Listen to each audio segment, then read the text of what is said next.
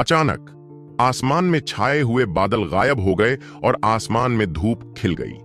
ऐसा मौसम आमतौर पर किसी भी व्यक्ति को बेहद संतुष्ट कर देता है, लेकिन बादल रहित आकाश में एक काला गोला था जो अभी भी सिकुड़ रहा था। गोले से आ रही शक्तिशाली आभा के कारण उसके लिए सांस लेना भी मुश्किल हो रहा था। अचानक हल्की सी दरार की आवाज आई। राघव ने अपने भाले पर अपनी पकड़ मजबूत कर ली। धमाका! काला गोला अचानक फट गया और सूर्य से भी अधिक चकाचौंध करने वाली रोशनी ने दुनिया को रोशन कर दिया। एक विचित्र राक्षस प्रकट हुआ था। जैसे ही वह प्रकट हुआ, वह सीधे राघव पर झपटा और अपने बड़े पंजे से उसे कुचल दिया। राघव बहुत पहले से तैयार था और उसने रोकने के लिए अपना भाला उठाया। हालांकि उसके पैरों के नीचे की जमीन फट गई और वह तोप के गोले की तरह वापस लौटा, जिससे जमीन में दर्जनों मील लंबी खाई बन गई। उसने जल्दी से अपने आप को संभाला और फिर मुंह में खून की उल्टी की। उसमें उसके अंगों के टूटे हुए टुकड़े थे। बेयर्स्क थंडर फोर्स ने एक ही हमले में उसके आंतरिक अंगों को बुरी तरह क्षतिग्रस्त कर दिया था। यद्यपि उसके पास बिजली सांप था और उसने उस पर हमला करने वाली वज्र शक्ति को तुरंत भस्म कर दिया था, परंतु वह शक्ति पहले ही बिजली सांप की सीमाओं को पार कर चुकी थी। राघव भयभीत हो गया। आगे देखने पर उसे बिजली जैसा कोई राक्षस दिखाई दिया। उसकी पीठ पर एक पूंछ चिपकी हुई थी जो उसे बिच्छू जैसा दिखा रही थी, लेकिन उसके पंजे की जगह दो बड़े बड़े पंजे थे। उसने ऐसा राक्षस कभी नहीं देखा था। हालांकि उसका शरीर वज्र से बना था, लेकिन वह एक जीवित प्राणी की तरह ही दिखता था, सिवाय इसके कि वह बहुत चमकता था। उसकी पीठ पर एक बड़ी बिजली की छवि थी जो एक भयानक दबाव उत्सर्जित कर रही थी। अब वह फिर से राघव पर टूट पड़ा। उसकी गति चौंकाने वाली थी। वह लगभग पलक झपकते ही उसके पास पहुंच गया। 2 सितारा युद्ध कवच! राघव की आंखों में 2 सितारे दिखाई दिए और एक शक्तिशाली इच्छा शक्ति उसके अंदर से निकली, जिसने आकाश को कांपने पर मजबूर कर दिया। उन्होंने न केवल 2 सितारा युद्ध कवच को बुलाया, बल्कि उन्होंने आदिम अराजकता अंतरिक्ष में पेड़ों से जीवन ऊर्जा भी निकाली, जिससे उनकी चोटें तुरंत ठीक हो गईं। मरो! राघव की दहाड़ बिजली की तरह गूंजी और उस बिजली के राक्षस को मारने के लिए उसके भाले से अनगिनत भाले निकले। धमाका! लेकिन जब उसका भाला राक्षस के पंजे पर लगा तो राघव पीछे हट गया। उसकी भुजाएं सुन्न हो गईं। वह भयभीत होने से खुद को नहीं रोक सका। यह बिजली वाला राक्षस बहुत भयानक था। हालांकि राघव की ताकत भी भयानक थी। उस बिजली के जानवर को भी सैकड़ों मीटर पीछे उड़ा दिया गया। इससे राघव को अंदर ही अंदर अपनी किस्मत का शुक्रिया अदा करना पड़ा। अगर बिजली के सांप ने अपनी आत्मा को नियंत्रित नहीं किया होता और उसके लिए बिजली के रण को खाने के लिए बाहर नहीं निकला होता, तो उसके बिजली के भाले को मजबूत नहीं किया होता, तो शायद बिजली के राक्षस के इस एक हमले ने उसका भाला तोड़ दिया होता। इस बिजली के राक्षस से थंडर फोर्स का उपयोग करके निपटना पड़ा। अगर वह ब्लड ड्रिंकर जैसे कृपाण पर स्विच करता तो उसे निश्चित रूप से नुकसान होता। इसके अलावा बिजली के क्लैश में एक विनाशकारी आभा थी जो ब्लड ड्रिंकर की आध्यात्मिकता को बहुत नुकसान पहुंचा सकती थी। यह सिर्फ इतना असामान्य स्वर्गीय क्लैश था। ऐसी बहुत कम चीजें थीं जिनका उपयोग इसका विरोध करने के लिए किया जा सकता था। बिजली राक्षस बिल्कुल भी घायल नहीं हुआ और वह जल्दी से वापस आ गया। राघव ने अपने बिजली के भाले से उसके पंजे रोक दिए, लेकिन फिर उसे अचानक एक ठंडी हवा का झोंका महसूस हुआ और बिना किसी हिचकिचाहट के उसने चकमा देने के लिए नेदरवर्ल्ड घोस्ट स्टेप्स का इस्तेमाल किया। धमाका! एक लंबी पूंछ जमीन में घुस गई, जिससे पूरी धरती कांप उठी। धरती के नीचे से गहरे लाल रंग का लावा फूट पड़ा। पूरी दुनिया उसकी रोशनी से लाल हो गई। राघव हैरान था। यह हमला इतना शक्तिशाली था कि वह भूमिगत मैग्मा परत तक पहुंच गया। बिजली के राक्षस ने लावा को नजरअंदाज किया और राघव पर हमला जारी रखा। वह अपने भाले का इस्तेमाल करके ही उसका प्रतिरोध कर सकता था, लेकिन उसका दिल ठंडा हो गया जब उसे एहसास हुआ कि यह बिजली का राक्षस बहुत भयानक था। इसकी वज्र शक्ति व्यावहारिक रूप से एक अंतहीन धारा के रूप में आ रही थी। अगर यह जारी रहा तो उसके पास कोई रास्ता नहीं था कि वह अपनी वज्र शक्ति के खत्म होने से पहले इसे खत्म कर सके। रुको, मैं सच में बेवकूफ हूं। राघव ने अचानक खुद को कोसा। एक कदम बढ़ाते हुए उसने बिजली के जानवर पर हमला किया। राघव और बिजली राक्षस के बीच कई घंटों तक लड़ाई हुई थी। कभी कभी वह हमला करने के लिए अपनी पूंछ का इस्तेमाल करता था। वह हमला बहुत भयानक था और अगर वह उससे टकरा जाता तो वह निश्चित रूप से मर जाता। लेकिन अच्छी बात यह थी कि बिजली राक्षस का शरीर बहुत बड़ा था और हर बार जब वह अपनी पूंछ से हमला करता था तो उसके शरीर को आगे झुकना पड़ता था। एक बार जब उसने उस नियम को देखा तो वह खुद को चकमा देने के लिए पहले से तैयार कर सकता था। लेकिन फिर भी राक्षस का वज्रबल बहुत भयानक था और राघव का वज्रबल बहुत जल्दी समाप्त हो रहा था। अगर यह जारी रहा तो वह निश्चित रूप से मर जाएगा। लेकिन फिर राघव ने एक निश्चित संभावना के बारे में सोचा और खुद को बेवकूफ कहकर कोसा। इस तरह बिजली के राक्षस का सामना करने का क्या मतलब था? नेदरवर्ल्ड घोस्ट स्टेप्स को सक्रिय करते हुए उसने उस पर बगल से हमला किया। बिजली का राक्षस एक छोटे पहाड़ की तरह विशाल था और सामने से हमला करते समय अतुलनीय रूप से भयानक था। हालांकि अपने आकार के कारण उसे अपना शरीर मोड़ने में कठिनाई हुई और वास्तव में राघव के हमले से वह घूमकर दूर चला गया। राघव सीधे उसकी पीठ पर कूद पड़ा। बिजली के राक्षस ने वास्तव में सहज रूप से अपनी पूंछ उस पर मार दी। जैसे ही पूंछ राघव पर वार करने वाली थी वह गायब हो गया और पूंछ उसकी पीठ पर लगे बिजली के निशान में घुस गई। बिजली का विस्फोट हो गया और उसके साथ ही शेष राक्षस भी नष्ट हो गया। बिजली राक्षस की मृत्यु के बाद बिजली के रण हवा भर गए। राघव की बांह पर बिजली का सांप का टैटू चमक उठा और वह एक बार फिर से रूणों को खाने के लिए उड़ गया। ये रूण बिजली राक्षस का शुद्धतम सार थे। जैसे ही बिजली सांप ने उन छोटे रूणों को निगल लिया वह तेजी से बढ़ने लगा और पल भर में उसका आकार दोगुना हो गया। दुर्भाग्य से वहां बहुत अधिक बिजली के रण थे और वे पहले से ही स्वर्ग और पृथ्वी में वापस फीके पड़ने लगे थे। बिजली सांप ने अचानक अपना मुंह खोला और एक विशाल बिजली के रण को काट लिया। वह बिजली का रूण बाकी सभी से बड़ा था। यह 30 मीटर से ज्यादा लंबा था और इससे बहुत शक्तिशाली दबाव निकलता था।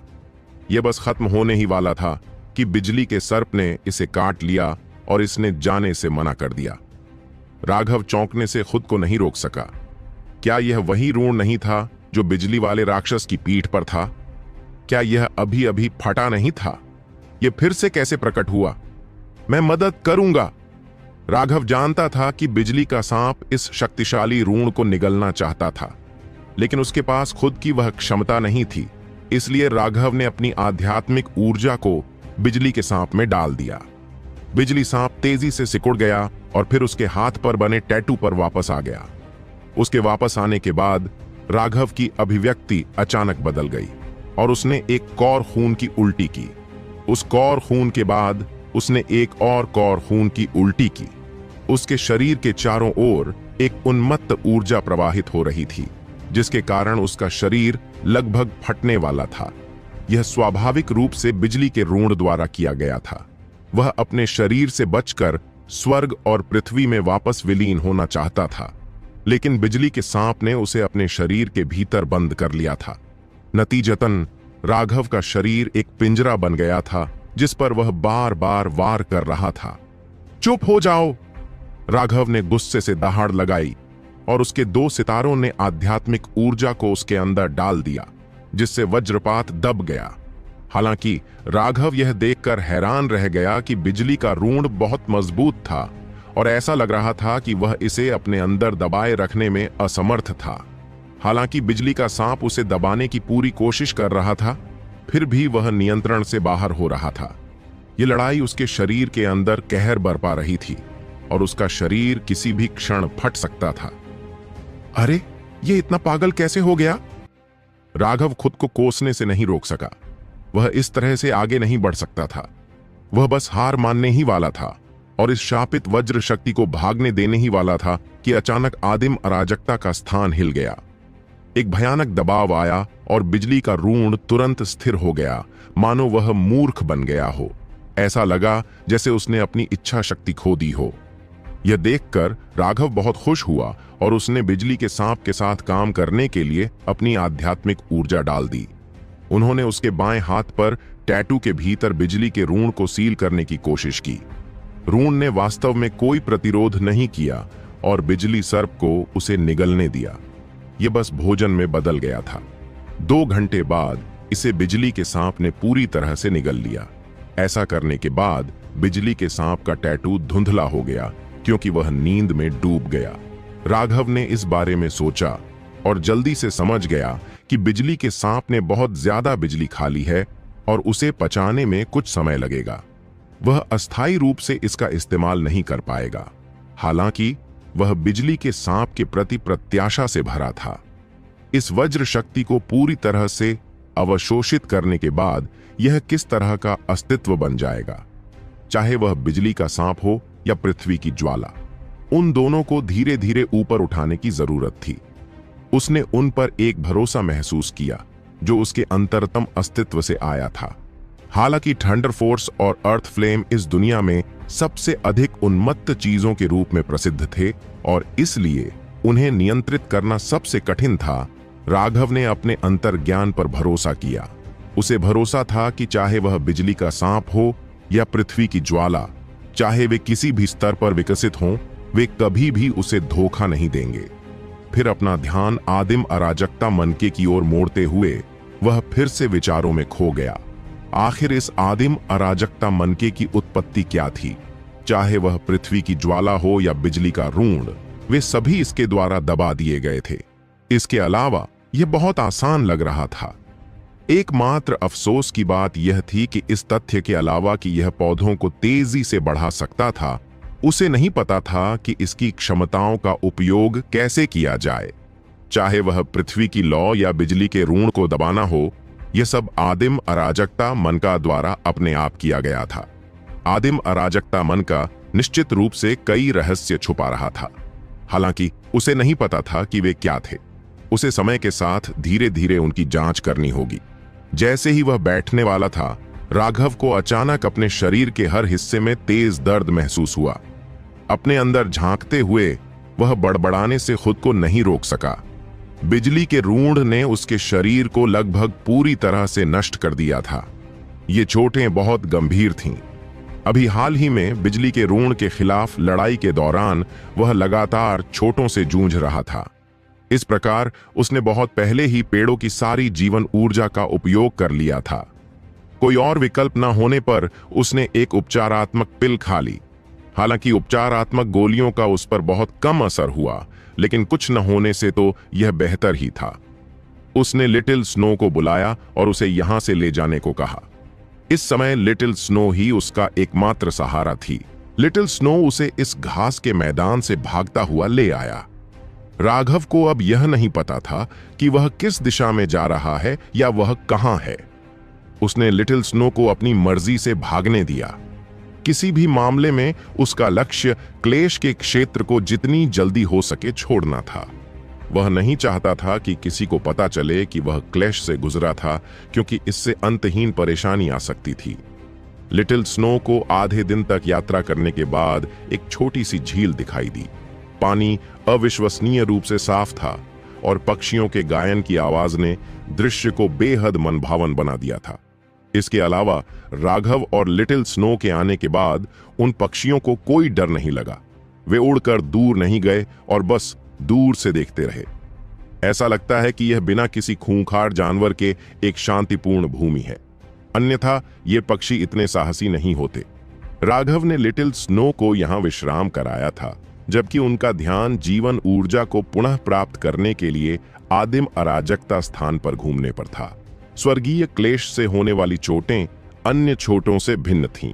यदि उसकी चोटें किसी अन्य व्यक्ति द्वारा की गई होती तो उसे ऐसा करने की भी आवश्यकता नहीं होती और उसका शरीर स्वाभाविक रूप से ठीक हो जाता। हालांकि स्वर्गीय दांव से लगी चोटें ऐसी थीं जिन्हें ठीक करने के लिए उसे शुद्धतम जीवन ऊर्जा का उपयोग करना पड़ा। यदि उसके पास यह आदिम अराजकता स्थान नहीं होता तो वह वास्तव में बर्बाद हो सकता था। ओह, आदिम अराजकता स्थान वास्तव में बड़ा हो गया है। राघव ने अचानक देखा कि आदिम अराजकता स्थान किसी अज्ञात समय में 300 मील तक बढ़ गया था। इस खोज ने उन्हें चौंका दिया और प्रसन्न भी किया। अपनी चोटों की परवाह न करते हुए उन्होंने हर जगह उन विशाल पेड़ों के बीज बोने शुरू कर दिए। आदिम अराजकता अंतरिक्ष के संचलन के बाद जमीन से छोटे पौधे उगने लगे। राघव ने एक बार में 1000 से अधिक पेड़ लगाए थे। एक बार जब वे पेड़ बड़े हो गए तो उसके पास व्यावहारिक रूप से एक अमर शरीर होगा। हालांकि अब उसने देखा कि पेड़ धीमी गति से बढ़ रहे थे। 2 घंटे में वे पौधे केवल 3 मीटर की ऊंचाई तक बढ़े। यह गति पहले की तुलना में कई गुना धीमी थी। शायद मैं कुछ ज्यादा ही लालची हो गया था, राघव ने कड़वी मुस्कान के साथ कहा। शायद 1000 पेड़ तुरंत लगाना वाकई बहुत ज्यादा था। हालांकि ये बड़े पेड़ ही उनकी सबसे बड़ी गारंटी थे और उन्हें इन्हें पूरी तरह से परिपक्व करना था। यह सही है, ऐसा लगता है कि लाशें भी उन्हें तेजी से बढ़ा सकती हैं। राघव को अचानक जाह्नवी की लाश के साथ अपने प्रयोग की याद आ गई। जब उसने उसे आदिम अराजकता अंतरिक्ष की काली मिट्टी में फेंका था तो उसकी लाश को खा लिया गया था और एक शक्तिशाली जीवन ऊर्जा ने यहां औषधीय तत्वों को पोषित किया था। लेकिन मेरे पास कोई लाश नहीं है, क्या जादुई जानवरों के कोर भी काम आएंगे?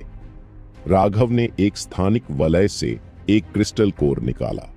उसके स्थानिक वलय में दर्जनों ऐसे कोर थे जिनमें से अधिकांश तीसरे या चौथे दर्जे के जादुई जानवरों के थे। उसके पास केवल 5वें दर्जे के कुछ क्रिस्टल कोर थे। उसकी आत्मा आदिम अराजकता वाले अंतरिक्ष में प्रवेश कर गई। उसने देखा कि अंतरिक्ष के बढ़ने के साथ काली मिट्टी भी 1 मील के आकार की हो गई थी। इसके अंदर एक क्रिस्टल कोर फेंका। वह यह देखकर चौंक गया कि कोर भी घुल गया। बस कुछ ही सांसों के समय में छोटे पौधे थोड़े बड़े हो गए। यह वास्तव में प्रभावी है। हालांकि यह बहुत स्पष्ट नहीं था, लेकिन यह निश्चित रूप से कम थोड़ा प्रभावी था। उन्होंने जल्दबाजी में आदिम अराजकता अंतरिक्ष में सभी स्थानिक छल्ले लाए। ज्यूली गुप्त क्षेत्र में उसने बहुत सारी युद्ध लूट एकत्र की थी और उसके पास 100 से अधिक स्थानिक छल्ले थे। उन्होंने उन स्थानिक वलयों में सभी क्रिस्टल कोर निकाल ली। हालांकि उन्हें थोड़ी निराशा हुई कि उन क्रिस्टल कोर की गुणवत्ता बहुत कम थी। उन्होंने 10,000 से ज्यादा क्रिस्टल कोर डाले, लेकिन वे पौधे सिर्फ 10 मीटर से भी कम ऊंचे बढ़े। ऐसे पौधे उन्हें ज्यादा जीवन ऊर्जा नहीं दे पाए, लेकिन कम से कम उन बड़े पेड़ों ने भी अपनी कुछ जीवन शक्ति पुनः प्राप्त कर ली थी। राघव ने अपने शरीर को पोषण देने के लिए सावधानी पूर्वक उनकी जीवन ऊर्जा का एक हिस्सा निकाला। उस अंतिम बिजली के ऋण को वश में करने के लिए उसे अविश्वसनीय रूप से भारी चोटें झेलनी पड़ी थीं। उसे ठीक होने में कुछ समय लगेगा। यह सही है। क्लेश से गुजरने के बाद मेरे दिमाग में एक और जानकारी उभरी। यह जीवन भाग्य पिल फार्मूला है। राघव खुशी से उछल पड़ा और उसकी आवाज भी कांपने लगी। अपनी यादों को जांचते हुए उसने देखा कि पिल का फार्मूला सामने आ गया था और यह वास्तव में वही पिल का फार्मूला था जिसकी उसे सबसे अधिक आवश्यकता थी। वह केवल लाइफ फेट पिल्स के माध्यम से लाइफ फेट स्टार को संघनित कर सकता था। उस समय 3 सितारों के साथ उसे सेलेस्टियल्स से डरने की भी आवश्यकता नहीं होगी। दिव्य अंगूठी के साथ संयुक्त 3 सितारा युद्ध कवच निश्चित रूप से स्वर्गीय दाउस के दमन के एक हिस्से को अवरुद्ध करने में सक्षम होगा। उसे पूरी तरह से उनका विरोध करने की जरूरत नहीं थी। अगर सिर्फ एक हिस्सा भी अवरुद्ध हो जाता तो राघव को शकेश को मारने का आत्मविश्वास मिल जाता। यह राघव का खुद पर भरोसा था। उसी दायरे में कोई भी उसे दबा नहीं सकता था, यहां तक कि दैवीय प्राणी भी नहीं। अभी वह पहले से ही मेरिडियन ओपनिंग तक आगे बढ़ चुका था और इसलिए वह दायरे के मामले में अब इतना कमजोर नहीं था। एक बार जब वह नए मेरिडियन खोल लेता तो उसका शरीर एक बार फिर से पूर्ण परिवर्तन से गुजरता। 9 पाताल लोक घास, स्वर्गीय सितारा अमृत, फूल रहित नीला फल। राघव ने कुल 108 कीमती औषधीय तत्वों की सूची बनाई। अच्छा है, केलिन फल जैसी कोई औषधीय सामग्री नहीं है। उसे लगा कि उसके कंधों से भारी चिंता दूर हो गई है। आदिम अराजकता के क्षेत्र में उसके पास पहले से ही इनमें से आधे से ज्यादा तत्व मौजूद थे। जहां तक उन तत्वों की बात है जो उसके पास नहीं थे, उनमें से कुछ ही तुलनात्मक रूप से दुर्लभ थे। इसके अलावा हालांकि वे बहुत दुर्लभ थे, वे किलिन फल की तरह असामान्य नहीं थे और लगभग विलुप्त हो चुके थे। हो सकता है कि अभी उसके पास ये न हो, लेकिन वह चिंतित नहीं था। हुआयुन संप्रदाय के साथ यह कोई समस्या भी नहीं होगी। राघव अब अतुलनीय रूप से उत्साहित था। उसे तुरंत मठ में लौटने और हुआयुन संप्रदाय से संपर्क करने की इच्छा थी, ताकि वह जीवन भाग्य की गोलियों को परिष्कृत कर सके। हालांकि अपने आसपास अंतहीन घास के मैदान को देखकर वह विचार मर गया। उसे यह भी नहीं पता था कि वह कितनी दूर चला गया था, और इतना भागने के बाद उसे यह भी नहीं पता था कि वह मठ के संबंध में किस दिशा में था। ऐसा नहीं था कि वह अपने पुराने रास्ते के अनुसार वापस लौट सकता था। क्या होगा अगर देसाई परिवार उसका इंतजार कर रहा हो? उसने अपनी उत्तेजना को दबा लिया। चीजों को कदम दर कदम उठाना पड़ता है, वरना अगर आप घबरा गए तो चीजें गलत हो सकती हैं। अंत में उसने यहां उपचार पर ध्यान केंद्रित करने का फैसला किया। ठीक होने के दौरान वह अपने नए मेरिडियन खोलेगा। एक बार जब वह ठीक हो गया तो वह देखेगा कि क्या वह पास में कोई शहर ढूंढ सकता है। राघव ने अपनी दिव्य अंगूठी बुलाई और आदिम अराजकता मनका में पौधों से आग्रह किया। जैसे जैसे वह उन्हें बड़ा करता गया, उसने स्वयं को स्वस्थ करने के लिए उनकी जीवन ऊर्जा का एक हिस्सा भी निकाल लिया। 10 दिन बाद वह अंततः 30% तक ठीक हो गया। हालांकि वह अभी भी एक गहन लड़ाई के लिए सक्षम नहीं था, लेकिन वह पहले से ही अपने लिए निर्धारित लक्ष्य तक पहुंच चुका था। स्पष्ट और गंभीर चोटें पहले ही ठीक हो चुकी थीं। यह केवल स्वर्गीय दाउस की छाप थी जो अभी भी मौजूद थी। यदि वह दूसरों से लड़ता तो वह छाप तुरंत सक्रिय हो जाती और उसकी चोटें और भी बदतर हो जाती। लेकिन अभी उसे लड़ने की जरूरत नहीं थी। उसे बस आदिम अराजकता के स्थान पर दबाव डालने की जरूरत थी और फिर अपनी मेरिडियन खोलना शुरू करना था। इस तथाकथित मेरिडियन ओपनिंग का तात्पर्य भौतिक शरीर के एक मजबूत स्तर पर पहुंचने के बाद नए मेरिडियन बनाने से है। जब साधकों ने साधना शुरू की तो उनकी आध्यात्मिक ऊर्जा उनके शरीर में उनकी मेरिडियन के माध्यम से चली गई। लेकिन एक बार जब वे मेरिडियन ओपनिंग क्षेत्र में पहुंच गए तो उन्हें उन पुरानी मेरिडियन को त्यागना पड़ा और मेरिडियन का एक नया सेट बनाना पड़ा। मेरिडियन ओपनिंग क्षेत्र हाउटियन स्तर का अंतिम क्षेत्र था, जिसने ज्यानटियन क्षेत्र में कदम रखने से पहले अंतिम नींव भी बनाई थी। यही कारण है कि नए मेरिडियन बनाना आवश्यक था। इन नए मेरिडियन को ऊर्जा, रक्त, टेंडन और हड्डियों के साथ मिलकर काम करने की आवश्यकता थी। यही कारण है कि ऊर्जा संक्षेपण, रक्त संक्षेपण, कंडरा परिवर्तन और हड्डी फोर्जिंग सभी मेरिडियन उद्घाटन क्षेत्र की तैयारी में थे।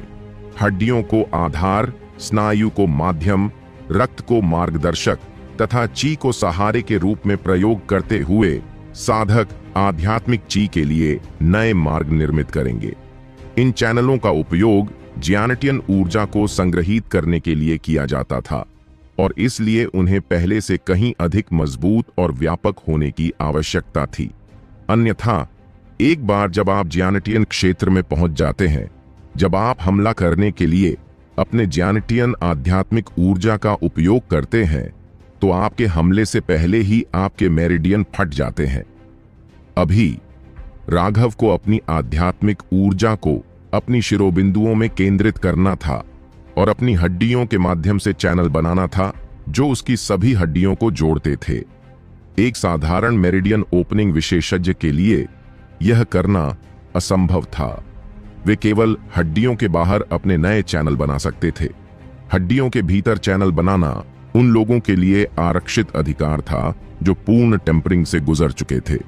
राघव के लिए, जिसने पूर्ण टेम्परिंग से गुजरने के लिए शुरुआत में ही बोन कनेक्टिंग पिल का इस्तेमाल किया था, यह हाथ घुमाने जितना आसान था। इस कनेक्शन को बनाने के बाद अगला कदम ऊर्जा का उपयोग करके रक्त को चैनलों में खींचना था। एक बार जब रक्त चैनल में प्रवेश कर जाता है तो यह चैनल के ऊपर एक झिल्ली बना देगा। वह नया मेरिडियन होगा। यह प्रक्रिया बहुत आसान थी, लेकिन यह बेहद धीमी थी। शुरुआत में आपको विशेष रूप से सतर्क रहना पड़ता था, क्योंकि नवगठित मेरिडियन बहुत अधिक दबाव सहन करने में असमर्थ थे। राघव को इस प्रक्रिया को पूरा करने में पूरा दिन लग गया। हालांकि वह अभी भी मेरिडियन ओपनिंग क्षेत्र में सही मायने में प्रवेश नहीं कर पाया था। अब उसे हर दिन अपने रक्त ऊर्जा को नए मेरिडियन में डालना था। इसके अलावा वह एक बार में बहुत ज्यादा नहीं डाल सकता था। उसे इसे मेरिडियन की सहन करने की सीमा से थोड़ा नीचे रखना था। वह केवल शक्ति को बढ़ा सकता था, क्योंकि मेरिडियन अनुकूलित थे। यह एक गुब्बारे को फुलाने जैसा था। उसे इसे अधिकतम तक धकेलना था, लेकिन इसे फटने नहीं देना था। इसके अलावा उसका रक्त ऊर्जा न केवल मेरिडियन को चौड़ा करेगा, यह उन्हें पोषण भी देगा, जिससे वे मजबूत बनेंगे। सामान्य मेरिडियन खोलने के विशेषज्ञ केवल 3 बार ही अपनी मेरिडियन को बढ़ाकर पाते थे। पूरी तरह से टेम्परिंग से गुजरने के बाद सीमा आमतौर पर 8 गुना होती थी, लेकिन राघव ने उस प्रक्रिया को पहले ही 10 बार पूरा कर लिया था और वह अभी भी सीमा तक नहीं पहुंचा था। यह अच्छी बात थी, क्योंकि उसकी मेरिडियंस और अधिक मजबूत हो रही थी और उसकी अधिक शक्ति को सहन करने में सक्षम थी। जब नई मेरिडियन पूरी हो जाती तो साधक अपनी पुरानी मेरिडियन को छोड़ देते और अपनी सारी आध्यात्मिक ऊर्जा को नई मेरिडियन में स्थानांतरित कर देते। साथ ही वे अपने सार रक्त का एक हिस्सा भी मेरिडियन में डाल देते। तभी मेरिडियन खोलने की प्रक्रिया पूरी होती। जब आध्यात्मिक ऊर्जा पूरी तरह से शिरोबिंदु में प्रवेश कर जाती है तो व्यक्ति की आभा तेजी से बढ़ने लगती है, जैसे एक छोटा सा नाला अचानक एक विशाल नदी बन जाता है। नए मेरिडियन के भीतर जैसे ही आध्यात्मिक ऊर्जा और सार रक्त विलीन हो जाते हैं, वे एक रक्त रेखा ऊर्जा बनाते हैं। जब साधक लड़ते थे तो उस तरह की रक्त रेखा ऊर्जा का कोई उपयोग नहीं होता था, लेकिन इसका लड़ाई से भी ज्यादा महत्वपूर्ण उपयोग था। यह उनके पूर्वजों की वंशावली के लिए था। जो लोग मेरिडियन ओपनिंग क्षेत्र में पहुंच गए थे, उनके बच्चों को उनकी रक्त रेखा की ऊर्जा का एक हिस्सा विरासत में मिलेगा। इस प्रकार साधना की दुनिया में उत्कृष्ट लोगों ने उत्कृष्ट बच्चों को जन्म दिया। जैसे जैसे किसी व्यक्ति का साधना आधार बढ़ता गया और मेरिडियन ओपनिंग क्षेत्र से आगे बढ़ता गया, उनके वंशजों को मिलने वाली रक्त रेखा ऊर्जा मजबूत होती गई। यदि यह किसी सर्वोच्च विशेषज्ञ की रक्त रेखा थी तो उनके वंशज रक्त रेखा दबाव को सक्रिय करने में सक्षम होंगे। यह वैसा ही था जैसा शकेश ने किया था, लेकिन शकेश और राखी दोनों के पूर्वज एक ही थे, लेकिन उनकी रक्त रेखाओं की शुद्धता अलग थी। जब राखी ने अपने रक्त रेखा दमन का इस्तेमाल किया तो वह राघव को कुछ नहीं कर सका, लेकिन राखी उसे ऐसा महसूस कराने में सक्षम था कि उसका खून जम जाएगा। यही अंतर था। ओह, यहां लोग हैं। राघव ने अचानक एक निश्चित दिशा की ओर देखा। हालांकि अभी तक कोई भी दिखाई नहीं दे रहा था, लेकिन राघव की दिव्य इंद्रिय ने महसूस किया कि लोगों का एक समूह तेजी से आ रहा है। लिटिल स्नो, तुम्हें अभी आध्यात्मिक स्थान पर आराम करना चाहिए। लिटिल स्नो को दूर रखने के बाद राघव ने एक पल के लिए इंतजार किया और फिर दूरी में दर्जनों आकृतियां दिखाई दी। ऐसा लग रहा था कि वे इस विशेष झील की ओर भाग रहे थे। राघव ने ध्यान से चारों ओर देखा और तभी उसने देखा कि दूरी पर काफी निशान थे और उसे तुरंत कुछ समझ में आया। हम यहां कोई है? उन्होंने अंततः राघव को देखा। जब वे करीब पहुंचे तो राघव ने देखा कि वे युवाओं का एक समूह थे जो अभी 20 साल के हुए थे। सामने खड़ी महिला एक जीवंत और सुंदर महिला थी। हालांकि उन्हें यह देखकर थोड़ा आश्चर्य हुआ कि वे सभी मेरिडियन ओपनिंग विशेषज्ञ थे। ऐसे युवा मेरिडियन ओपनिंग विशेषज्ञों को देखना वास्तव में दुर्लभ था। जहां तक सामने वाली महिला की बात है, उसकी रक्त रेखा ऊर्जा अत्यंत उच्च स्तर तक संघनित हो चुकी थी। यह इस बात का संकेत था कि उसका साधना आधार पहले ही मेरिडियन ओपनिंग के शिखर पर पहुंच चुका था और उसकी आध्यात्मिक ऊर्जा जियानेटियन शक्ति में परिवर्तित होने लगी थी। दूसरे शब्दों में, यह महिला किसी भी समय जियानेटियन क्षेत्र में प्रवेश कर सकती थी। मुझे यहां युवा विशेषज्ञों के एक समूह से मिलने की उम्मीद नहीं थी, ऐसा लगता है कि मैं वास्तव में एक कुएं का मेंढक हूं। राघव खुद को मजाक में उलझाए बिना नहीं रह सका। उसने हमेशा सोचा था कि उसकी साधना की गति पहले से ही काफी तेज है। उसे उम्मीद नहीं थी कि वह यहां एक युवा आधे चरण वाले ज्यांटियन विशेषज्ञ से टकराएगा। अरे बदमाश, तुम यहां अकेले कैसे हो? एक घमंडी व्यक्ति ने पूछा।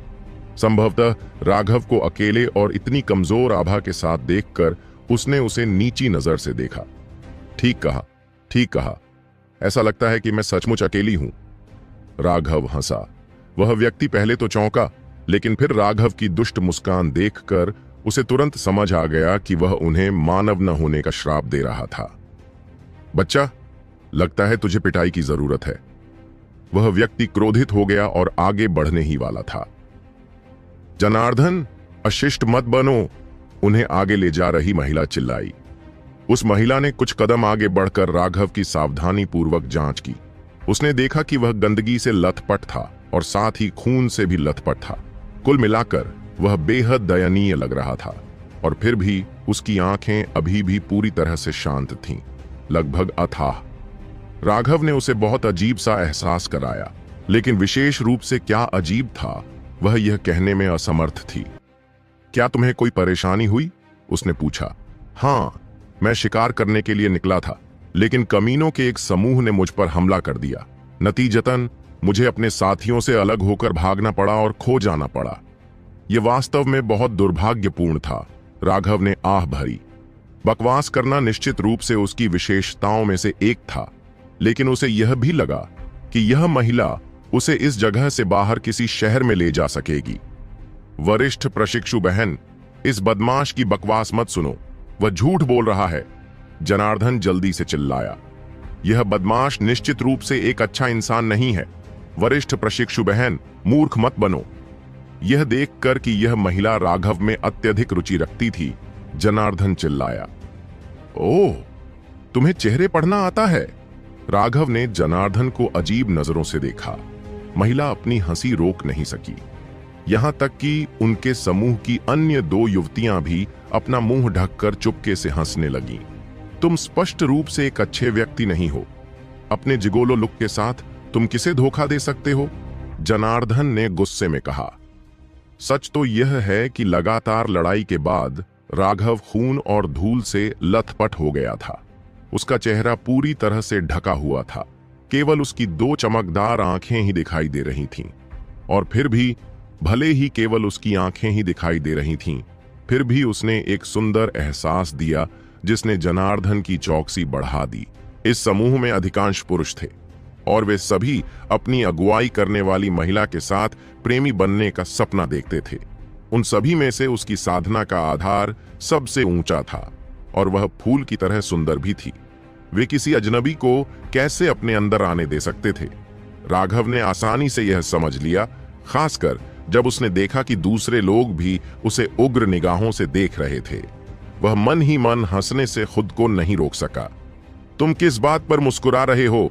तुम निश्चित रूप से इसलिए मुस्कुरा रहे हो क्योंकि तुम दोषी हो और हमें धोखा देने का कोई तरीका सोच रहे हो, जनार्दन ने गुस्से में कहा।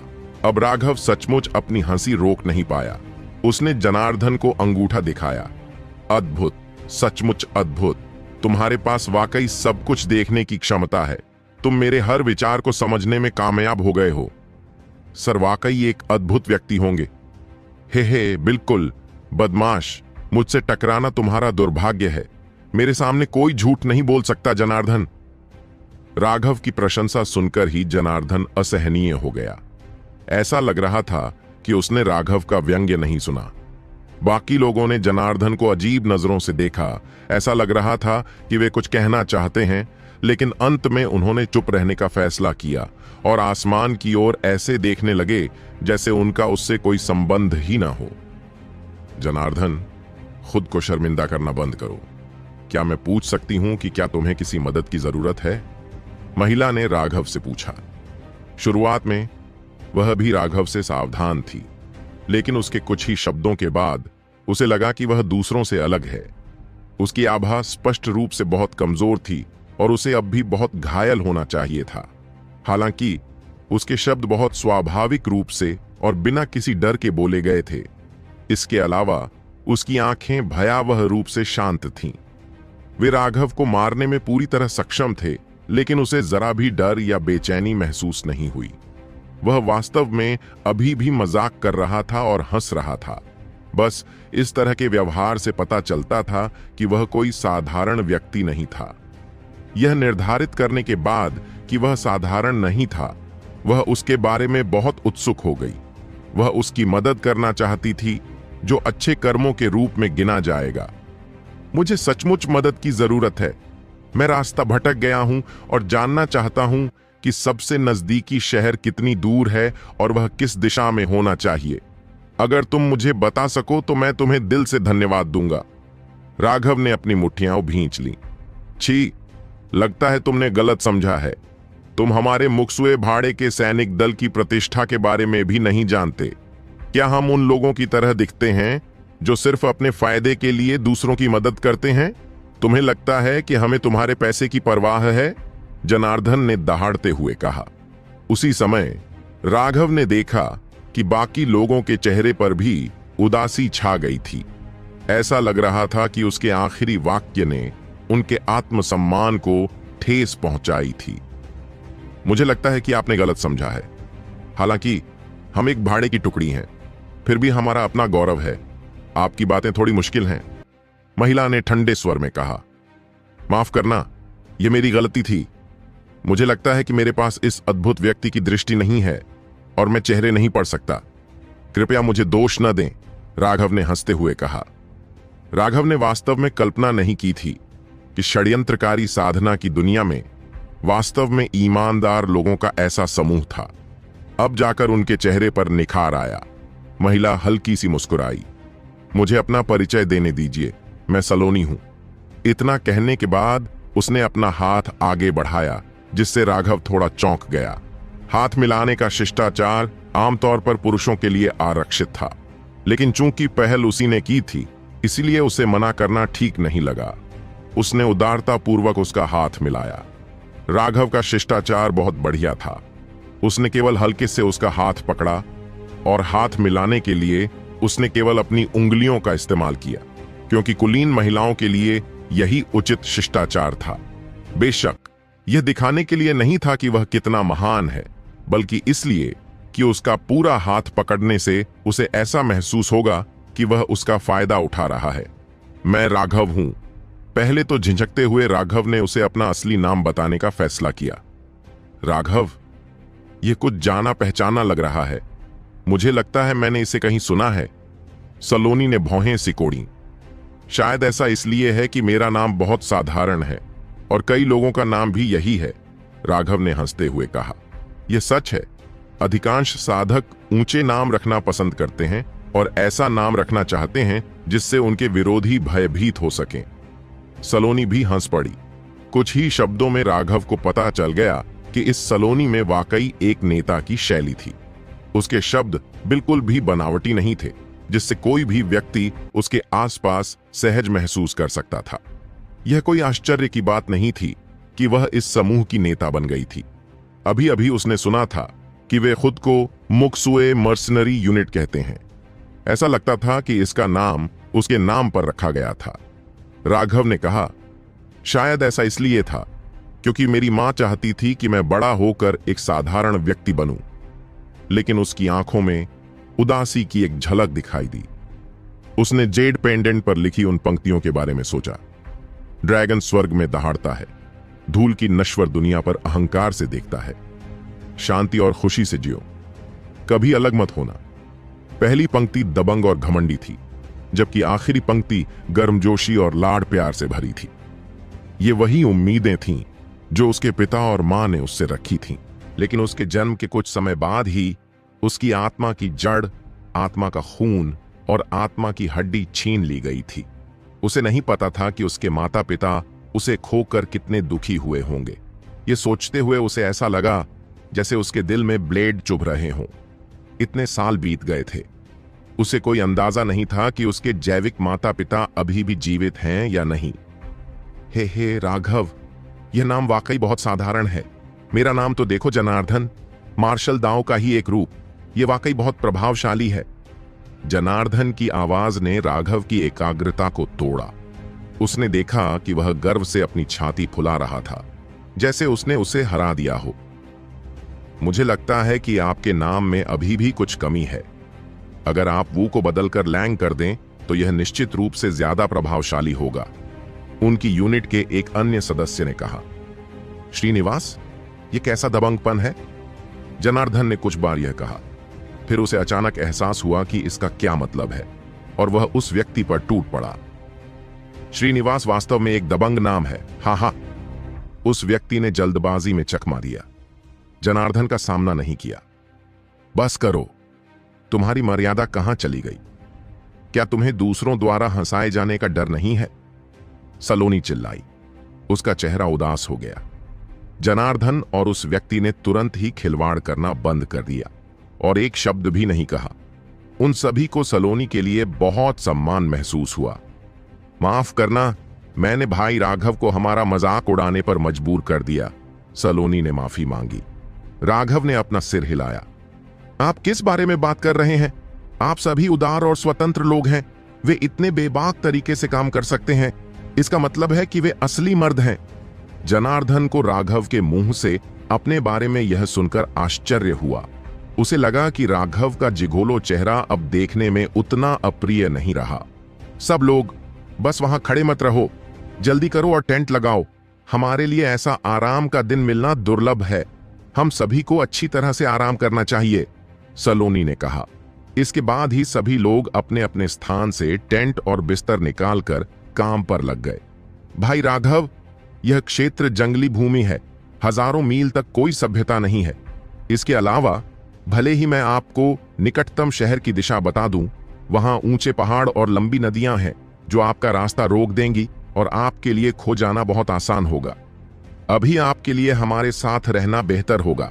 एक बार जब हम अपना मिशन पूरा कर लेंगे तो हम आपको किंगजोउ शहर वापस ला सकते हैं। उस समय यह आपके लिए बहुत सुविधाजनक होगा, सलोनी ने सलाह दी। किंगजोउ, यह जगह किंग प्रांत के भीतर है? राघव ने पूछा। हाँ, यह स्थान किंग प्रांत का हिस्सा माना जाता है। यदि आप कुछ सप्ताह दक्षिण की ओर यात्रा करते हैं तो आप सू प्रांत में पहुंच जाएंगे, सलोनी ने कहा। अरे, वह कमीना शकेश सच में जानता है कि किसी का पीछा कैसे करना है। उसने वास्तव में मुझे प्रांतों में पीछा किया। तो क्या मैं पूछ सकता हूं कि आपका मिशन क्या है, या यह वर्जित है? अगर ऐसा है तो मैं यहां आपका इंतजार कर सकता हूं ताकि आपको असुविधा ना हो, राघव ने कहा। इसमें कोई वर्जित बात नहीं है। हम इस बार भाड़े के सैनिकों के समूह के एक मिशन के कारण बाहर आए हैं। कोई है जो एक निश्चित जादुई जानवर का कोर उच्च कीमत पर खरीदना चाहता है, लेकिन कोर ताजा होना चाहिए।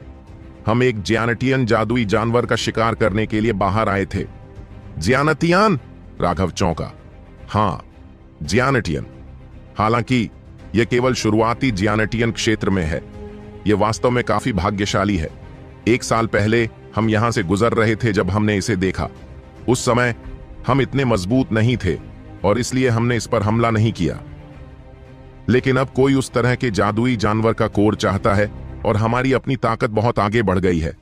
इसलिए इस बार हम इसे मारने की योजना बना रहे हैं, सलोनी ने कहा। राघव को अचानक समझ में आया कि दूर दूर तक निशान क्यों थे। शायद ये निशान इन लोगों ने छोड़े होंगे। सबसे ज्यादा संभावना है कि वे अक्सर यहां आराम करने आते होंगे। यह झील क्षेत्र सुरक्षित है। यह 2 ज्यानटियन जादुई जानवरों के क्षेत्रों के बीच किनारे पर है।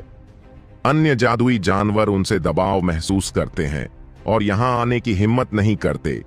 यह शिविर स्थापित करने के लिए सबसे अच्छी जगह है। हमें उस जादुई जानवर को मारने की तैयारी में खुद को सर्वश्रेष्ठ स्थिति में रखने के लिए यहां थोड़ा आराम करने की जरूरत है, सलोनी ने समझाया। क्या वह जादुई जानवर जिसे तुम निशाना बना रहे हो उन 2 में से एक है? राघव ने पूछा। हाँ, हमारा लक्ष्य हिडन ग्राउंड स्पाइडर कहलाता है। यह शायद एक भयंकर लड़ाई होगी, सलोनी ने चिंतित होकर कहा। हिडन ग्राउंड स्पाइडर का क्रिस्टल कोर एक दुर्लभ रूप से देखा जाने वाला काला गुण है। यह नौक्रांति दांव हार्ट पिल को परिष्कृत करने में उपयोग किया जाने वाला मुख्य घटक है और इसे वास्तव में ताजा होना चाहिए। जादुई जानवर की मृत्यु के 3 महीने बाद क्रिस्टल कोर अपनी ऊर्जा खो देगा। ऐसा लगता है कि आपका खरीदार गोलियों को परिष्कृत करना चाहता है, राघव ने बड़बड़ाया। आप कीमिया समझते हैं? सलोनी ने आश्चर्य से पूछा। थोड़ा सा, राघव ने हंसते हुए कहा। हालांकि आप में से कुछ लोगों के लिए हिडन ग्राउंड स्पाइडर को संभालना शायद बहुत खतरनाक होगा, मुझे पता है, लेकिन हम खरीदार के बहुत बड़े आदमी हैं। चूंकि उन्हें हिडन ग्राउंड स्पाइडर के क्रिस्टल कोर की तत्काल आवश्यकता है, इसलिए हमें उनका एहसान चुकाना होगा, सलोनी ने कहा। क्या मैं पूछ सकता हूं कि आप किसके एहसानमंद हैं? क्या वे इस लायक हैं कि आप अपनी जान जोखिम में डालें? राघव ने पूछा। यह क्रिस्टल कोर कुछ ऐसा है जिसकी ऋत्विक के जूनियर गेट मास्टर मुकेश को आवश्यकता है, इसलिए हमें उसे यह दिलवाना होगा, मोजू ने आह भरते हुए कहा। मुकेश? आप? और मुकेश आप हैं? राघव को लगा कि यह थोड़ा अकल्पनीय था। तुम्हारे विचार कहां भटक गए? ऐसा बिल्कुल नहीं है। सलोनी थोड़ा नाराज था। जब हम पहली बार स्थापित हुए थे, तब हमारी सलोनी भाड़े की टुकड़ी बहुत कमजोर थी। हमें हमेशा दूसरी शक्तियों द्वारा दबाया जाता था। उस दौरान हमारी यूनिट लगभग पूरी तरह से ध्वस्त हो गई थी। हालांकि उन लोगों ने फिर भी हार नहीं मानी, जिससे हम निराशा के कगार पर पहुंच गए। यह ऋत्विक ही थे जो यह सब होते हुए नहीं देख पाए, और उन्होंने हमारे दुश्मनों को चेतावनी दी कि अगले 3 सालों में उन्हें हमारे साथ कुछ भी करने की अनुमति नहीं है। ऋत्विक के बिना हम परिपक्व होने से पहले ही नष्ट हो गए होते। तो हम ऋत्विक के बहुत आभारी हैं। यह ऋत्विक ही था जिसने मर्सिनरी गिल्ड से अनुरोध किया था, जिससे उन्हें हिडन ग्राउंड स्पाइडर के कोर के लिए यह मिशन बनाने के लिए प्रेरित किया गया। इसके अलावा यह बेहद जरूरी है। मैंने सुना है कि वे अपने जूनियर गेट मास्टर मुकेश के लिए यह तैयारी कर रहे हैं। ऋत्विक ने हमारे साथ दयालुता से व्यवहार किया है, लेकिन ऋत्विक बहुत बड़ा है और हमारे पास एहसान वापस करने की योग्यता भी नहीं है। यह उनका एहसान चुकाने का हमारा एकमात्र मौका है। इसलिए चाहे जो भी हो, हमें हिडन ग्राउंड स्पाइडर का कोर हासिल करना ही होगा। राघव को अब सब समझ में आ गया था। ये सभी लोग खुले और स्पष्टवादी थे। उन्हें एहसान लेना पसंद नहीं था, लेकिन ऋत्विक के एहसान का बदला चुकाना उनके लिए असंभव था। यह बात उनके दिलों में हमेशा बनी रहती थी। इसलिए भले ही यह हिडन ग्राउंड स्पाइडर बेहद शक्तिशाली था और यह मिशन बेहद खतरनाक था, लेकिन उनके सम्मान ने उन्हें पीछे मुड़ने की अनुमति नहीं दी। इससे राघव को उनके प्रति एक तरह का सम्मान महसूस हुआ। साधना जगत में, जहां हर जगह षड्यंत्र और आंतरिक कलह था, जहां या तो तुम मुझे धोखा दोगे या मैं तुम्हें धोखा दूंगा, ऐसे लोग पहले ही लगभग विलुप्त हो चुके थे। सच में आपको यह जानकारी ऋत्विक को देनी चाहिए थी, और ऋत्विक ने आपके साथ लड़ने के लिए कई जियांटियन विशेषज्ञों को भेजा होगा। क्या यह बहुत आसान नहीं होगा? आपको यह खतरा क्यों उठाना चाहिए? राघव ने पूछा। हमारे द्वारा इस पर हमला करने के 2 कारण हैं। पहला यह कि हमने 1 साल पहले हिडन ग्राउंड स्पाइडर को देखा था, लेकिन हिडन ग्राउंड स्पाइडर अक्सर अपना क्षेत्र बदल लेता है, इसलिए कोई भी निश्चित नहीं हो सकता कि वह अभी भी वहां होगा या नहीं। दूसरा यह है कि ऋत्विक ने अब पिल टॉवर को नाराज कर दिया है और पिल टॉवर ने उन्हें औषधीय गोलियां बेचना बंद कर दिया है। इसके अलावा ऐसा लगता है कि पर्दे के पीछे से मुकेश को निशाना बनाने वाले लोग हैं। ऋत्विक के अलावा किंग प्रांत में 3 शक्तिशाली संप्रदाय हैं। वे एक ही समय में ऋत्विक को सार्वजनिक रूप से चुनौती देने के लिए खड़े हो गए। किंग प्रांत के प्राकृतिक संसाधनों पर उनके साथ लड़ाई शुरू कर दी। अभी ऋत्विक एक अत्यंत असुविधाजनक स्थिति में है और बहुत व्यस्त है, अन्यथा उन्होंने भाड़े के सैनिकों के संघ को इस मिशन को स्थापित करने के लिए नहीं कहा होता। सलोनी ने आह भरी। राघव ने अपनी आंखें सिकोड़ लीं। क्या पिल टॉवर अपनी प्रतिष्ठा दिखाने की कोशिश कर रहा था? हुआयुन संप्रदाय द्वारा काटे जाने के बाद उन्होंने ऋत्विक के खिलाफ अपना ब्लेड उठाया, जिससे वे औषधीय गोलियों से कट गए। इसके अलावा अब वे अन्य संप्रदाय ऋत्विक के खिलाफ लड़ रहे थे। इससे ऋत्विक को न केवल औषधीय गोलियों से, बल्कि उनके सभी अन्य संसाधनों से भी वंचित होना पड़ेगा। वे वास्तव में क्रूर थे। जहां तक सलोनी द्वारा बताए गए 3 बड़े संप्रदायों की बात है, राघव को उनके बारे में कुछ जानकारी थी। जूली गुप्त क्षेत्र में वापस मुकेश 3 शक्तिशाली विशेषज्ञों से उलझ गया था। ऐसा लग रहा था कि वे एक दूसरे से बहुत परिचित थे और उनमें से प्रत्येक को अपने स्वयं के शक्तिशाली संप्रदाय से आना चाहिए था। लेकिन अंत में उनमें से 2 विशेषज्ञ मारे गए, जबकि अंतिम विशेषज्ञ की स्थिति के बारे में उसे जानकारी नहीं थी, क्योंकि लड़ाई बहुत अराजक थी। उसने वास्तव में यह उम्मीद नहीं की थी कि 3 विशाल संप्रदाय अब ऋत्विक को चुनौती देंगे। इसमें कोई संदेह नहीं था कि उनके पीछे एक शक्तिशाली समर्थक था और उनका समर्थन करने वाली शक्ति संभवतः पिलटॉवर थी। हाल ही में पिलटॉवर ने हुआयुन संप्रदाय के कारण अपनी सारी प्रतिष्ठा खो दी थी। अब ऐसा लग रहा था कि वे उस प्रतिष्ठा को पुनः प्राप्त करने और अन्य संप्रदायों को उनकी शक्ति के बारे में चेतावनी देने के लिए ऋत्विक का उपयोग करने की योजना बना रहे थे। मैं निश्चित रूप से मरना चाहता हूं, राघव ने हल्के से कहा। चाहे हम मरना चाहें या नहीं, हमें अपना एहसान चुकाना ही होगा, खास तौर पर अब जब ऋत्विक की हालत बहुत गंभीर है। हम सिर्फ इतना ही कर सकते हैं। सलोनी ने कड़वी मुस्कान दी। मैं तुम्हारे बारे में बात नहीं कर रहा हूं, राघव ने अपना सिर हिलाया। हालांकि मेरी खुद की युद्ध शक्ति यहां सभी में सबसे कमजोर है, लेकिन मैं जादुई जानवरों की आदतों और चरित्रों के बारे में बहुत कुछ जानता हूं। मैं शायद तुम्हारी थोड़ी मदद कर सकता हूं। सच में? सलोनी थोड़ा चौंका। हां, मुझे अक्सर क्रूर और जानवरों से निपटना पड़ता है, इसलिए मैं उनसे बहुत परिचित हूं।